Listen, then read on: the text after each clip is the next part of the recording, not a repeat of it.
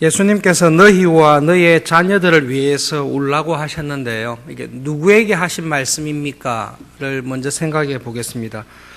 십자가를 지고 갈 때에 아마 많이 지치고 피곤해서 시몬이라는 사람을 십자가를 대신 지고 가게 했다라는 기록이 나와 있습니다.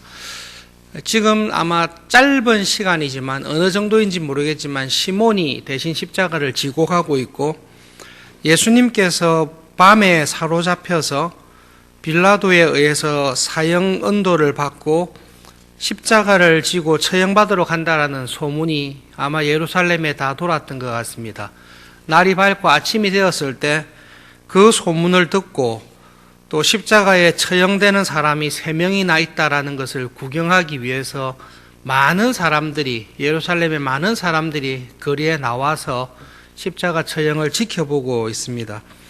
그런데 그 많은 무리들 가운데 예수님을 신실하게 따라다녔던 여인들이 함께 있습니다. 그 여인들은 예수님 곁에서 가슴을 치며 슬피 울며 예수님에게 이러한 일이 일어난 것에 대해 정말로 애통하며 따라오는 믿음의 여인들이 있었습니다.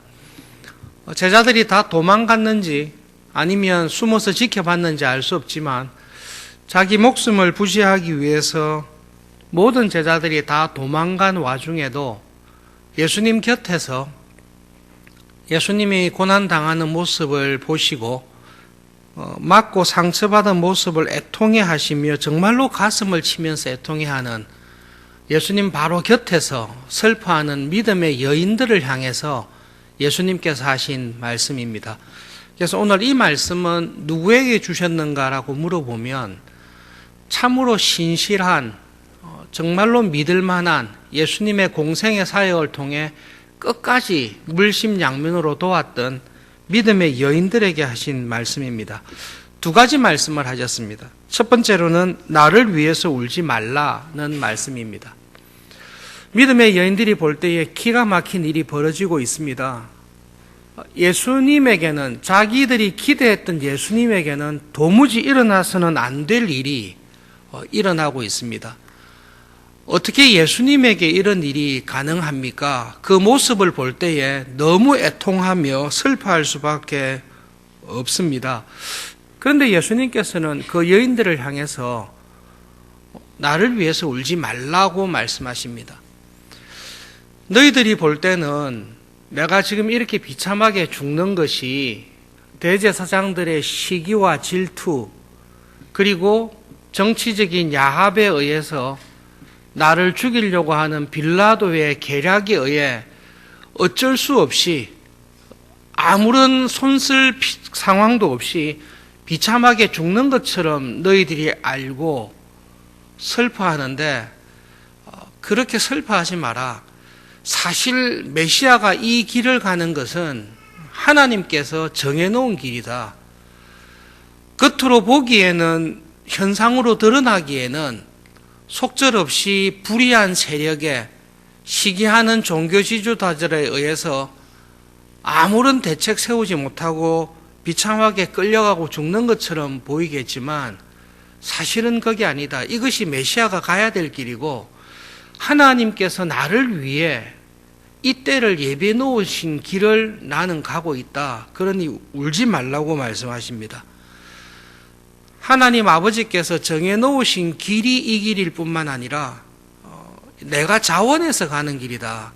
내가 겟세마네에서 그렇게 기도하며 간구했던 것도 결국은 하나님의 이 뜻이 이루어지기 위함이었는데 나를 위해 울 필요가 없다. 왜냐하면 이 길은 하나님 아버지께서 창세전에 예정해 놓으신 구원의 길이고 나는 이 길을 어쩔 수 없이 가는 게 아니라 내가 자원해서 가고 있다. 너희들 마음에 큰 슬픔이 있겠지만 나를 위해서는 울지 마라. 괴롭고 고통의 길인 건 사실이지만 내가 이 길 가야 될 줄 알고 있었고 이 길을 가니까 슬퍼하지 말라. 나를 위해 울지 말라고 말씀하십니다. 2번째로는 그 믿음의 여인들에게 너희들을 위해서 울고 너희들의 자녀들을 위해서 울어라고 말씀하십니다. 이 말씀은 마태복음에 계속 나왔는데요.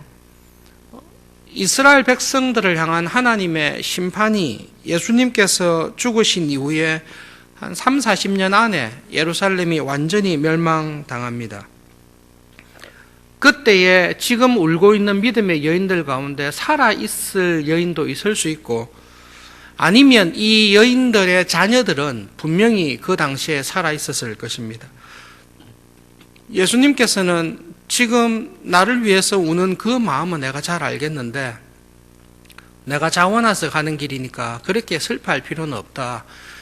그런데 내가 볼 때 정말 슬퍼할 것은 하나님께서 이제 예루살렘을 완전히 심판하시고 아브라함 이후로 하나님 나라의 언약 백성으로 쓰셨던 이스라엘 민족을 이제 하나님께서 심판하실 때가 올 텐데, 그때가 너희들이 살아있을 때, 혹은 너희 자녀들이 살아있을 그때가 곧 오게 될 텐데, 그때 너희들이 당할 하나님의 진노와 심판을 생각할 때에 그것은 내가 겪는 것과 비교할 수 없는 큰 고통인데, 그것을 위해서 너희들이 대비하고 울어야 될 것이다.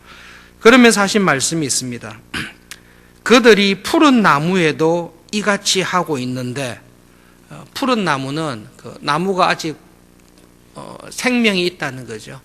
생명이 있고 쓸모 있는 나무에 대해서 이렇게 심판을, 죽임을 하고 있습니다.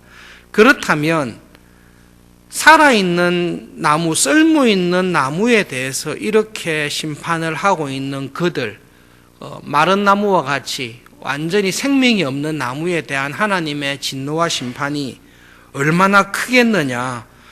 그때 하나님께서 임할 심판은 너희들이 지금 생각하는 것과 비교할 수 없다라고 말씀하십니다. 여러분, 로마가 예루살렘을 점령할 때에 유대인 총사령관이었고 대제사장이었던 요세푸스라는 사람이 있습니다.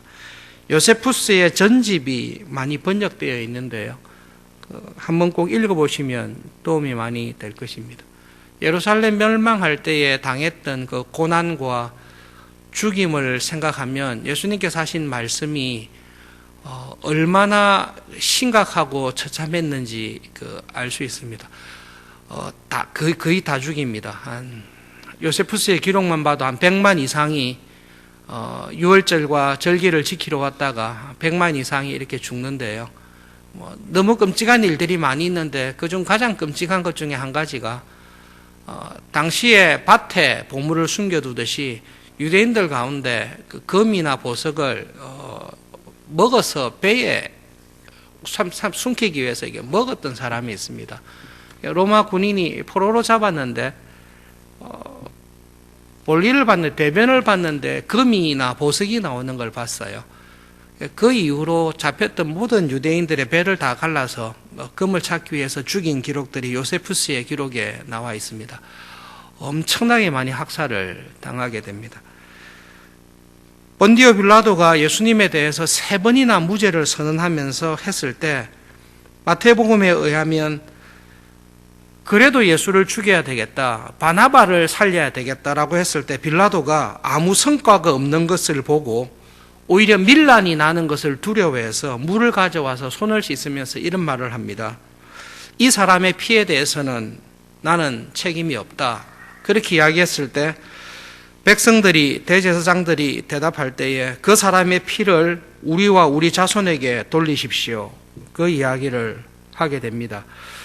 그 말에 대한 응답인지는 모르겠지만 예수님 죽고 난 이후에 예루살렘 멸망 40년 안에 있었던 그 사건은 예수님께서 여인들에게 정말로 너희들을 위해서 울고 너희 자녀들을 위해서 울어야 될 때가 온다. 정말로 그때를 위해서 울어야지 나를 위해서 울 필요는 없다. 나는 이 길을 갈 줄 알고 있는 거고 이 길은 하나님께서 구원을 위해 준비하신 길이다.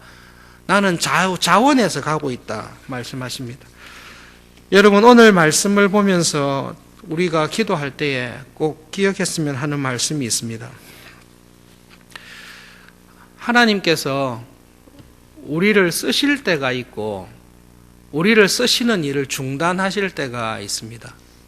지금 예수님께서 여인들에게 하는 말씀은 이 말씀입니다. 우리를 죄와 타락으로, 아담 이후로 타락하여 범죄한 우리를 구원하시기 위한 하나님의 구원의 방도로, 구원의 은혜로 하나님께서는 아브라함을 부르셨습니다. 그리고 예수님께서 오시는 이날까지 하나님께서는 하나님의 구약의 교회로 아브라함의 언약의 자손인 이스라엘 백성들을 사용하시고 그들을 통해 하나님의 구원을 보여주셨습니다. 하나님께서 이스라엘 민족을 구약 교회로 쓰셨습니다. 수가 많아서나 총명하거나 탁월한 민족이었기 때문에 쓴 것이 아니라 하나님의 신실하심과 은혜로 인해서 그들을 하나님 나라의 백성으로 삼으시고 하나님 나라의 일을 하도록 사용하셨습니다. 세례 요한이 와서 경고한 말이 있습니다. 도끼가 나무 뿌리에 놓였으니 너희들이 회개의 열매를 맺지 않으면 이제 하나님께서 오랫동안 수천 년간 하나님의 은혜의 방도로 썼던 너희들을 심판하실 것이다. 회개의 열매를 맺어야 된다. 이미 도끼가 나무 뿌리에 놓여 있고 그 결정적인 심판을 하실 분이 가까이 왔다라고 세례 요한은 이야기합니다. 예수님께서 포도원 비유를 통해 의미심장한 말씀을 하십니다. 그렇게 좋은 포도나무를 심었는데 좋은 열매를 맺지 못했습니다. 주인이 찍어서 버려야 되겠다라고 했을 때 이야기를 합니다. 조금만 참아 주십시오. 내가 거름을 주고 열심히 가꾸겠습니다. 한두 해 더 열심히 가꾸겠습니다. 그런데 그때도 열매를 맺지 못하면 찍어 버리십시오. 그것이 예수님께서 하신 비유입니다.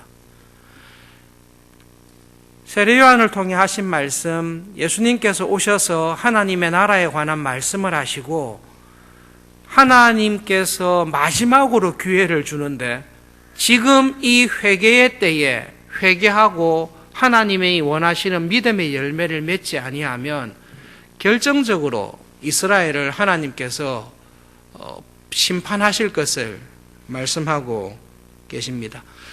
그 일을 이루기 위해 메시아가 오셨는데요.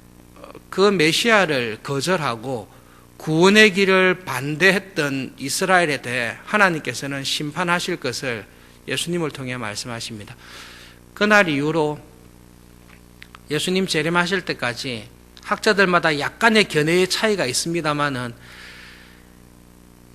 예수님께서 이 말씀을 하시기 전에 이스라엘이 하나님 나라의 백성으로 쓰임받았던 일은 더 이상 없어집니다. 예루살렘의 성전 자체를 완전히 없애버리십니다. 바벨론 포로로 갔다가 성전을 회복시키셨는데요. 예수님으로 인한 이 심판 이후로는 성전을 회복시키시는 일도 없고 이스라엘을 하나님 나라의 백성으로 그 민족을 다시 쓰시는 일도 없을 것이라고 우리에게 말씀을 하십니다. 그것을 보시고 예수님께서는 여인들을 향해 믿음의 여인들을 향해 말씀하십니다. 사실 나를 위해서는 울 필요가 없다. 마음 아픈 것은 공감하는데 내가 자원해서 가는 길이니 울 필요 없다. 정말로 울어야 될 것은 너희들을 위해서 울고 너희들이 자녀가 당해야 될 그 고난을 너희들이 안다면 너희들의 자녀를 위해서 울어라. 초대교회 기록을 보시면 로마 군대가 예루살렘을 에워쌌을 때 예루살렘에 있었던 수많은 그리스도인들 중에 많은 숫자가 예수님의 이 말씀을 기억하고 피난하여 도망했다라는 기록은 저희들이 언뜻 보고는 있습니다. 그럼에도 불구하고 너무나 많은 사람들이 예수님의 말씀에 의해서 큰 환난과 핍박을 받는 것을 보게 됩니다. 여러분, 예수님께서 하신 이 말씀을 우리의 삶에 돌아볼 때에 하나님께서 우리를 쓰실 때가 있습니다. 여러분, 우리가 전도서의 말씀대로 준비해야 될 때가 있고 우리가 준비한 칼을 사용해서 하나님께 쓰임받아야 될 때가 있습니다. 새벽기도에 나온 대학생들과 청년 여러분, 젊은 여러분, 교회를 위해 하나님의 나라를 위해 준비해야 될 때가 있습니다. 준비할 때에 하나님의 사람으로, 하나님 나라의 일꾼으로 제대로 된 칼을 잘 쓸 수 있도록 준비해야 될 때가 있습니다.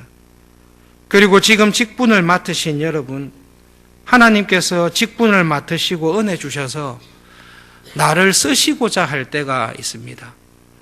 그때에는 부족함에도 불구하고 내가 준비한 것을 가지고 하나님의 나라와 교회를 위해 나에게 맡기신 직분에 따라 쓰임받고 믿음의 열매를, 회개의 열매를 맺어야 될 때가 있습니다. 그런데 그 때를 놓치거나 그 때가 지나면 두 번 다시 쓰시지를 않습니다. 여러분, 예수님의 삶을 보십시오. 나이 30쯤 공생애를 시작했습니다. 예수님의 공생애를 보면 한 5년에 걸쳐 있습니다. 그러나 실제로 공생애 사역한 시간을 보시면 만 4년이 되지 않습니다. 횟수로는 5년에 걸쳐 있지만 실제로 예수님 사역하신 기간은 만 4년이 조금 되지 않습니다. 그건 한 35년 정도 계셨다고 보면 예수님께서 하나님의 나라를 위해, 구원 사역을 위해 사역하시고 쓰임받은 기간은 4년 정도밖에 되지 않고 30년의 많은 세월을 준비하는 가운데 보내십니다. 예수님 정도면 한 10년 이상 혹은 젊은 나이에 공생애 사역 시작하셔도 되는데 이상하게 주님께서 공생애 사역하신 날은 그렇게 길지가 않습니다. 우리의 삶을 보십시오. 믿음의 눈으로 우리의 삶을 봤을 때 많은 시간을 우리는 준비하면서 보냅니다. 말씀을 준비하고 교회를 섬기지만 내가 언제 정신을 차려서 복음을 올바르게 알고 하나님께서 주신 말씀을 통해 교회에 전하라고 한 말씀이 이런 말씀이었구나라는 것을 조금씩 분별하면서 언제부터 철이 들면서 말씀을 다시 보게 되었나. 실제로 우리가 하나님의 뜻을 분명하게 알고 하나님의 사람으로 쓰임받는 시간이 그렇게 길지가 않습니다. 그리고 우리를 방해하고 힘들게 하는 것들이 주위에 참 많이 있습니다. 세상의 염려가 우리에게 항상 있습니다. 여러 가지 욕심이 우리의 삶에 항상 걸림돌이 됩니다. 그럼에도 불구하고 열매를 맺어야 될 때가 있습니다. 예수님의 말씀을 기억하시면서 우리의 삶을, 나의 삶을 믿음의 눈으로 돌아보시고 하나님께서 원하시는 회개의 열매가 뭔가, 나의 남은 삶을 통해 하나님의 나라와 이 서울중앙교회, 우리를 부르신 이 교회를 위해 내가 어떻게 쓰임받아야 될까?